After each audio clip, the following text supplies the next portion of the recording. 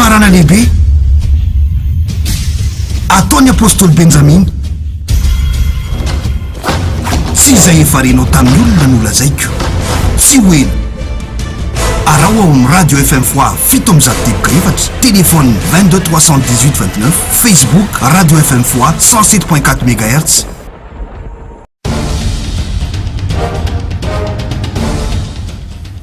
miarabanao ny tenako apôstôly Benjamina mpanompon'Andriamanitra sady mpanomponareo tonga ny fotoana izay ny andrasana tao renireny fiantsoana reny hoe isy fanambarana lehibe ho ataony apôstôly Benjamina ka tsy izay farenao tany aman'olona no entinety fa fanambarana avy amin'Andriamanitra. miaraban'ny olona rehetra ny tenako avy any amin'ireo firenena samihafa ny farany antsinanany tany avy any Eropa, avy any Afrika, avy any États-Unis izay nangataka fanazavana maika hoe alefaso haingana ny tompony ame fahafapoanareo hitondra fiadanana ho anareo izay manaraka n'izao fandarana zao. Ivavakantsika dia hiditra avy hatrany amin'ny fanazavana ny fanambarana avy amin'ny tompo io.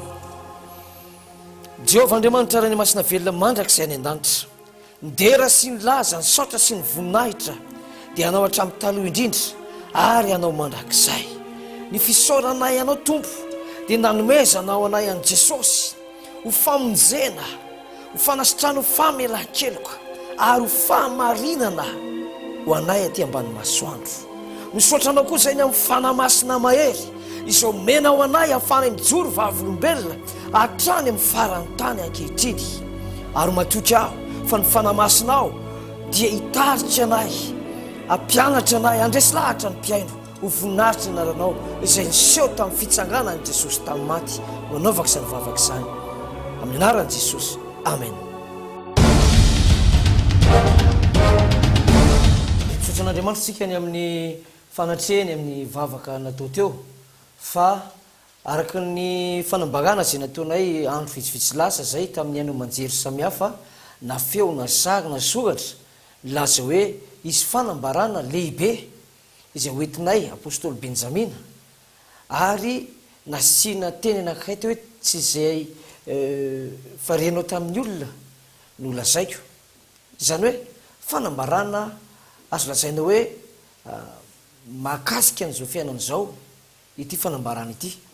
Ny atao hoe fanambarana dia zavatra miafina no aseho raha ny atao anatin'ny baiboly ary ao anatin'ny fiainana ohatra ny président république manana fanambarana amin'ny vahoakany dia mampiseho ny zavatra ao amin'ny asany izy sy ny sisa sy ny sisa. Ohatra hoe nisy an'le lehilahy manam-pahaizana antsoina amin'ny anarany hoe Edward Snowden zao dia ny asa tao anatin'ny sapapitsikilovana Amerikanina dia namoaka nitondra fanambarana betsaka izy mikasika an'izay zavatra zay ary dia izay natao hoe fanambarana. Ny fanambarana hoentina eto kosa dia fanambarana ara-tsoratra masina sady ara-paminaniana, izany hoe ny tompon'ny fanambarana dia Jesosy Kristy ny fanahy masina fa izahay amin'ny maha-apôstôly mpanompon'Andriamanitra dia omena n'le fanambarana, izany hoe mpitondra tatitra izahay, mpitondra vaovao mampiseho ny hevitr'Andriamanitra sy ny sitrapon'Andriamanitra. Ka ny fanambarana resantsika eto androany dia tsy nakory fa mikasika ny amin'ny faharandro, mifandray be amin'ny fiverenan'i Jesosy, mifandray be amin'ny fandravana ny lanitra sy ny tany. Any amin'ny Isaia 5:7 ny andininy 1:10 dia milaza manao hoe ny zavatra ho avy ny anontaniana fa ny zanako sy ny asan'ny tanako alao adidiko ihany.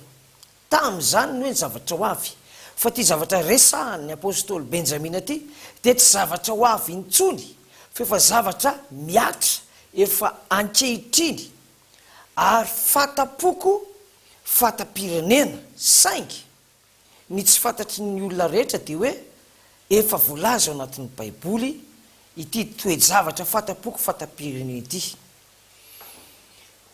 Efa nisy volana maromaro 2-3 zay no tonga taminay ny fanambaran'andriamanitra fa nisy toejavatra nytranga izay natonga n'le fanambarana emitra tsy inona akory zany fa voalazako to hoe mikasika ny farandro tsy laza zany hoe ororotany tsy laza hoe arety mandringana tsy laza hoe firenena iady amin'ny firenena fa ny ambaran'ny apôstôly eto na mpitondrana anay de mikasika ny lafim-pivavahana kristianina ary lafim-pivavahana kristianina ataotsika hoe matanjaka indrindra satria misandrahaka mivazatany efatra ny hery sy ny fahefana ny toeran'izy ireo atrany amin'ny fitondram-panjakana ambony tsy izy akory zany fa mikasika ny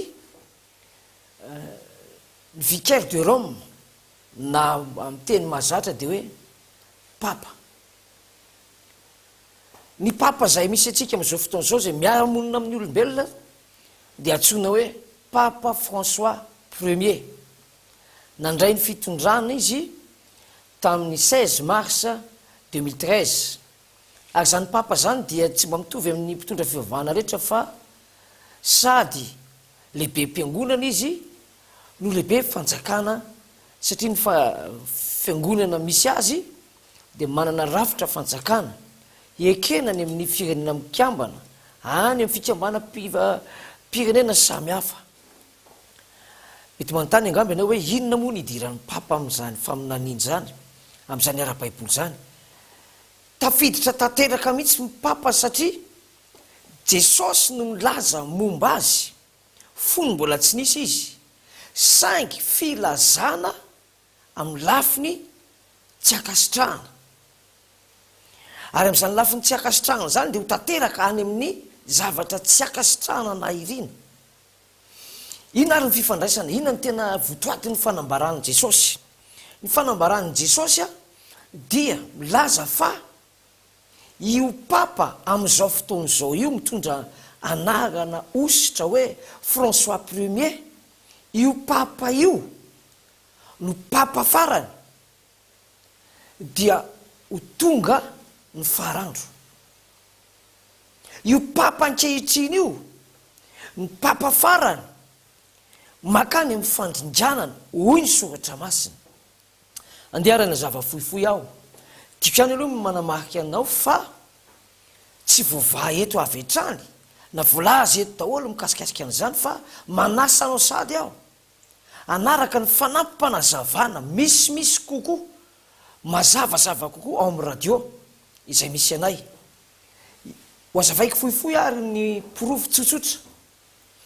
raha ny apokalypsa 17 no misy an'izay tenin'Andriamanitra zay de miseho ohatr' zao zany apokalypsa 17 zany nahita fahitana ny mpanompon'Andriamanitra Jaune nahita bibidia anankiray izay hafa noho ny bibidia rehetra ary misy vehivavy mitaingina eo amboniny ary ny fahitana de voalazany amin'ny toko 7 amin'io boky io ihany apokalypsy de hoe aseho akanao ny fitsarana n'ilay vehivavy mitaingina bibidia ndikany hoe bibidia zany raha kody apokalyptika dia milaza firenena biby liona firenena tsika malagasy zao dia aseho amin'ny endrika biby omby firenena malagasy ny frantsay aseho amin'ny endrika akoho fa ity kosa zay resantsika eto hoe rehefa tonga le izy de tonga ny farandro dia bibidia hafa no ny hafa ny vehivavy kosa ato anatin'ny baiboly raha mamakytsika ny any amin'ny Efesianina toko 5:2 de ny vehivavy mira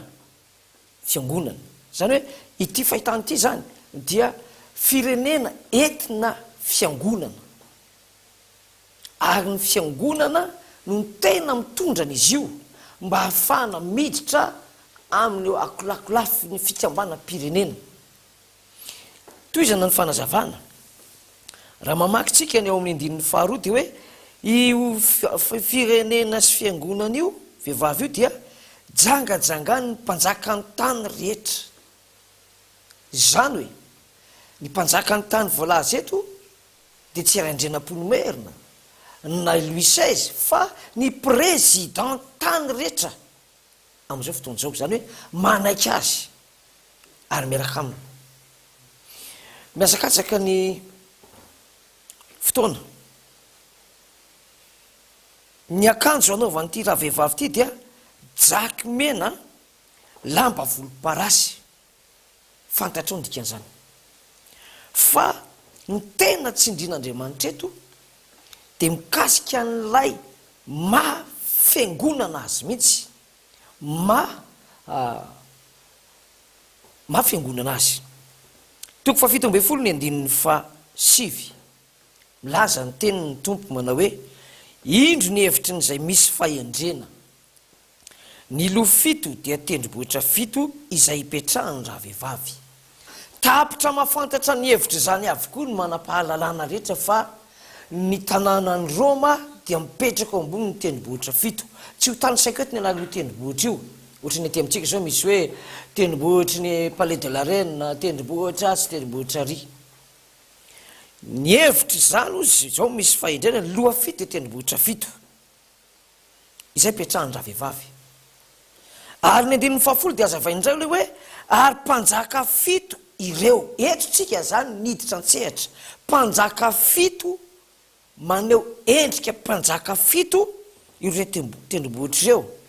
Dia ho azavaina amin'izay le izy araka ny soratra masina hoe ny am'ireo fito ireo mpanjaka zany na hoe mpitondra tamin'izany atsona amin'ny fiteny hoe papa amin'izao fotoana zao.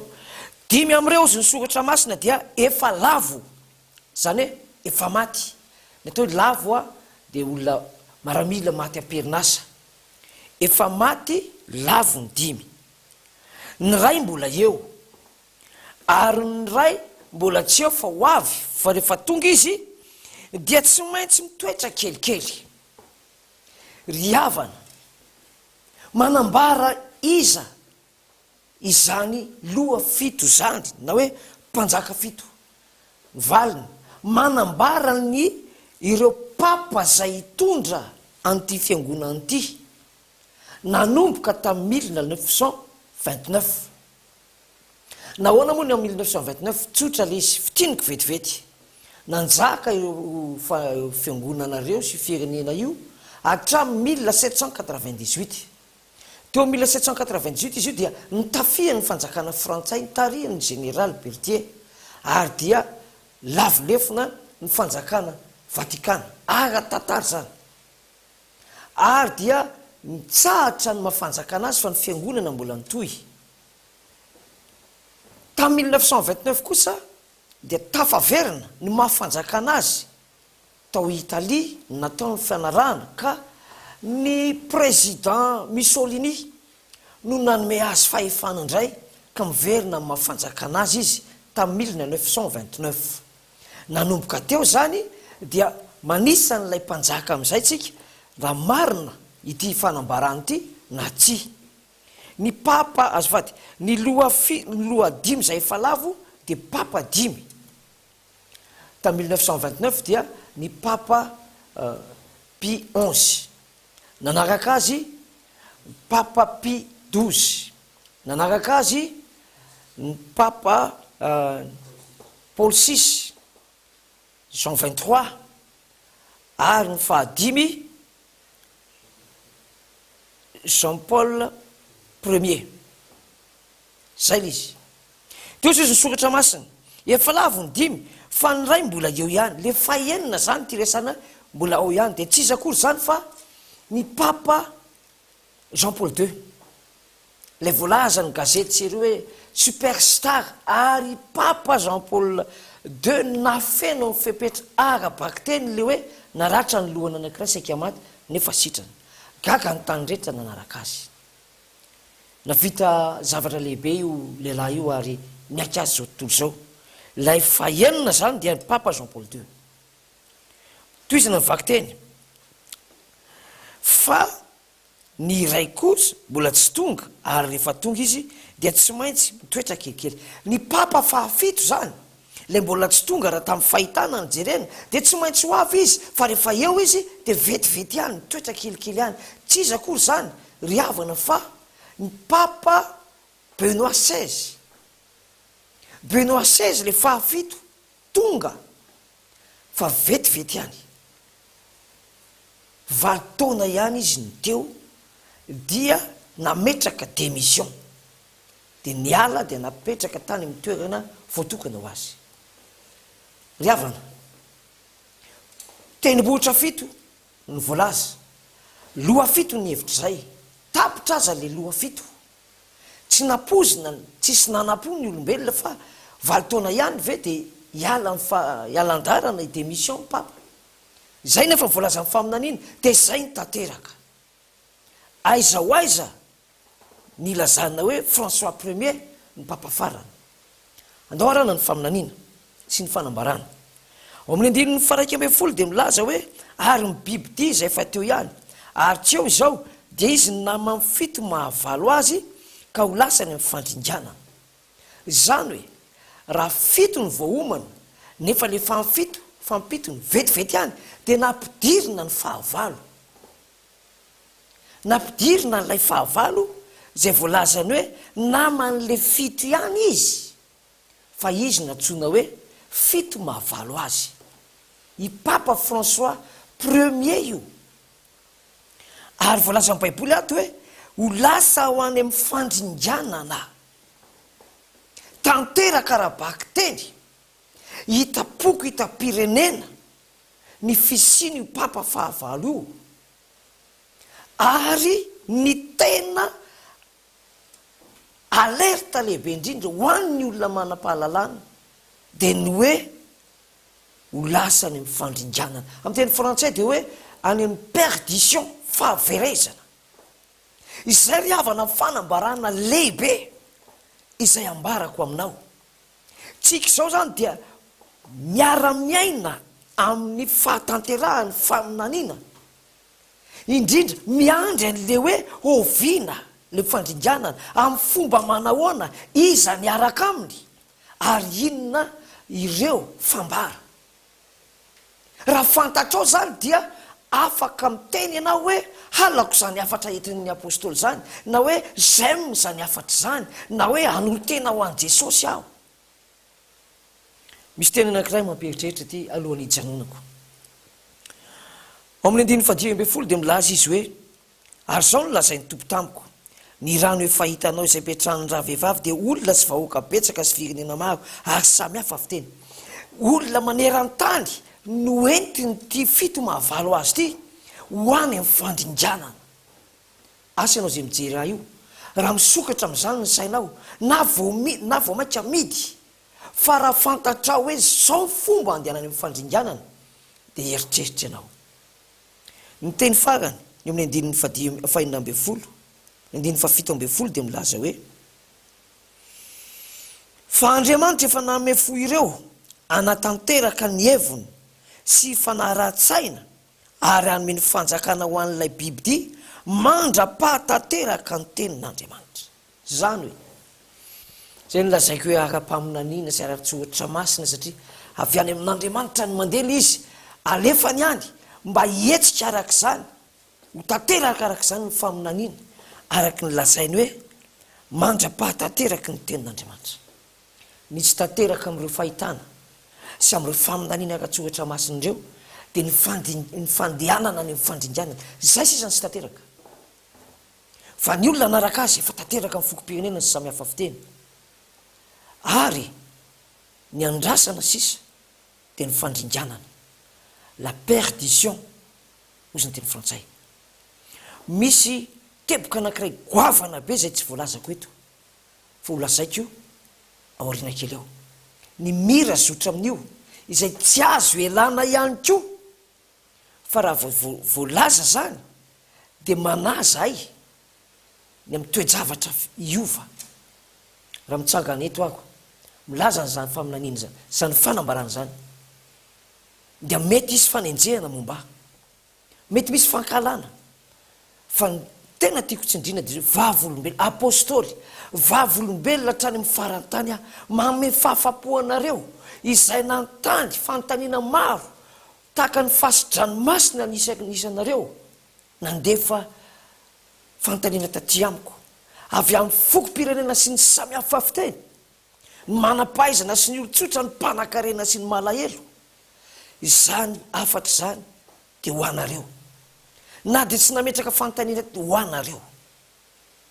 oviana ny fandringanana iza ny araka aminy amin'ny fomba hoana inona avy ireo fambara tsy voalazako eto ny valin'izay manasanao a iaino ny fanoizako n'izany fanazavana zany araky ny fitarihan'ny fanamasina ao amin'ny radio 7 teboka 4 FM fois fa ny eto amin'ny TV 7 fois toizana amin'ny fotoana manaraka mivavaka aho mba hanokatra ny sainao amin'ny famonjena izany fanambarana lehibe zany atonga anao tsy ho taredretra hiala amin'izany lanan'ny fandringanana zany fa hiavana aingana amin'Andriamanitra fa ny famonjena antsika dia akaiky no ny tamintsika voneno tianao Jesosy soavatsara misaotra anao nanaraka ny fanambarana lehibe veloma toko